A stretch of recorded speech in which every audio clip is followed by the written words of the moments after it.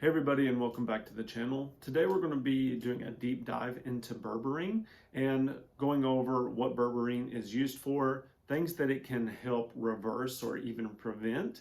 We're going to be also talking about a little bit of the history of berberine, then diving into what are contraindications, so that if you have one of these contraindications, you make sure that you talk to your doctor and ask them about berberine use for these specific conditions that we use it for in the office, and then also what your dosage and the plan of action in order to take berberine to get the best clinical outcomes or the best therapeutic effects of berberine. So I want to start doing deep dives into supplements that we use here in the office to help you better understand, because I feel that there are many buzzwords out there that people hear: berberine or alpha lipoic acid or benfotiamine, but they don't really understand how to use it properly, and for the proper duration. And when I describe nutritional intervention to a lot of my patients that we see in the office, I talk about it that when you're reversing a chronic condition, it is a lot like baking a cake or a recipe. And in order to have the best clinical outcome, you need all the right ingredients. So whether it's coming from a nutritional standpoint, berberine, alpha lipoic acid, the correct herbals, the correct vitamins and minerals in order to have the proper turnaround time, then you've got to have the right temperature or the right amount of dosage once it comes to doing nutritional intervention. And then lastly, when it comes to time frame, how long does this typically look at doing this nutritional therapy? In our office, we typically do 90 days of a very intense nutritional dosing to have the best therapeutic effect.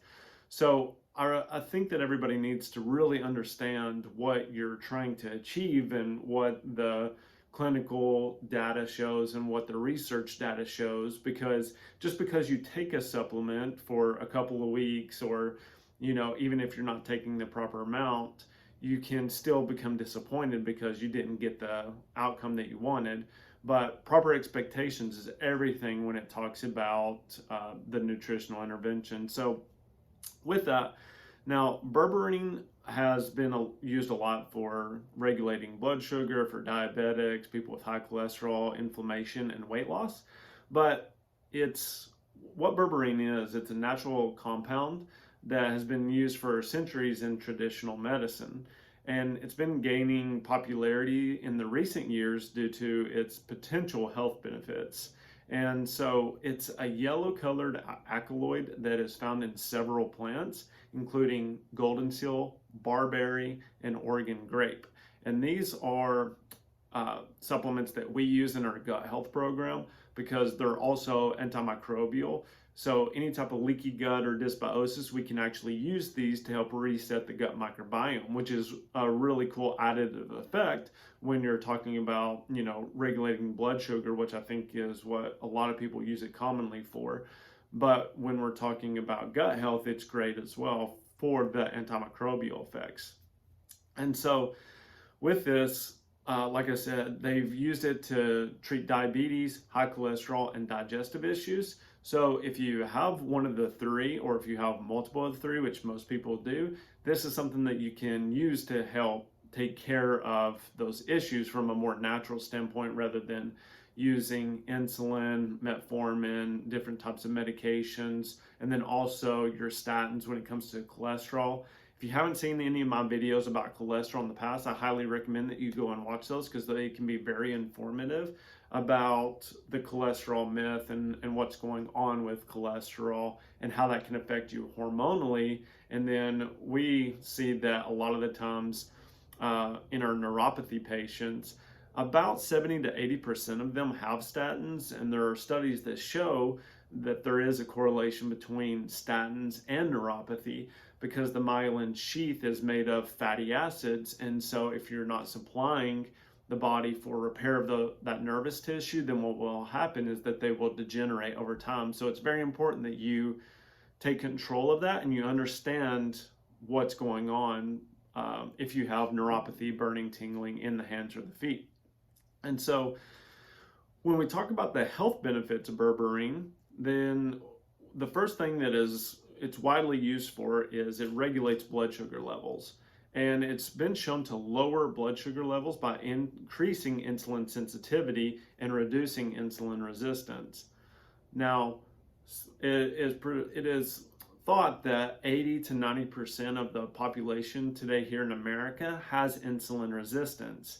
And by having insulin resistance, what's going to happen is you're going to chronically have blood sugar levels that are higher, and that can cause glycation and damage to the tissue, chronic inflammation.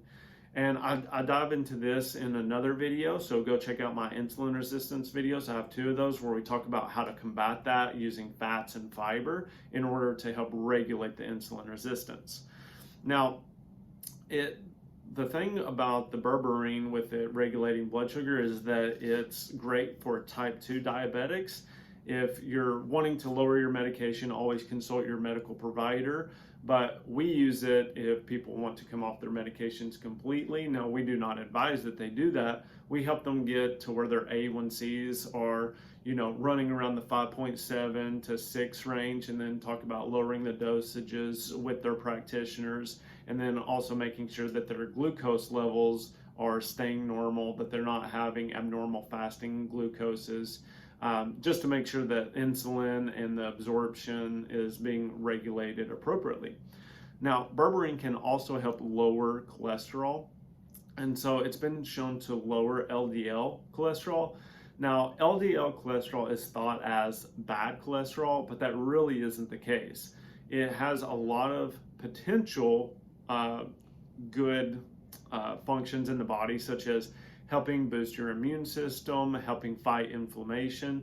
And cholesterol gets such a bad rap, but it is a natural process in your body, and it's really not that bad. So I know that that's a little bit outside the norm, but when you really dive into the physiology of cholesterol and what it does in the body, it has way more benefits than it does harm. And so go watch some of my videos about cholesterol as well. I know I'm telling you to watch a lot of videos, but they can help you understand what's going on at a deeper level when it comes to understanding these blood levels in your body. And I do have a book about that.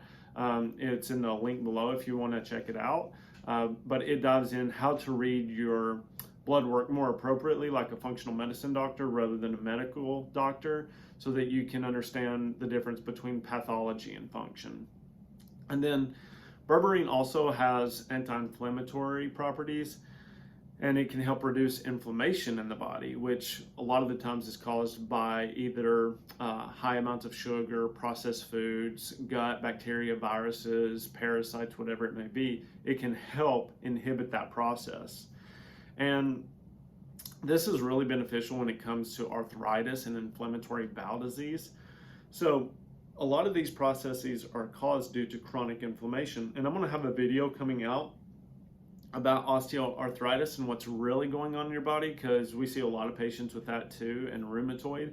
And so there are a lot of misconceptions about why that happens, and I want to make sure that you all understand that. So make sure that you subscribe to the channel so you'll get an update when that video comes out, and like and share it with your family and friends. I really appreciate all your support. And then the fourth benefit is berberine has been shown to help with weight loss and reducing fat storage and increasing fat burning. And a lot of the times this comes due to detoxifying the liver.